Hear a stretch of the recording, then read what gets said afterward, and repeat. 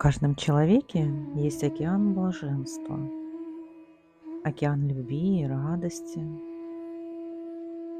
океан чистого знания и божественной славы.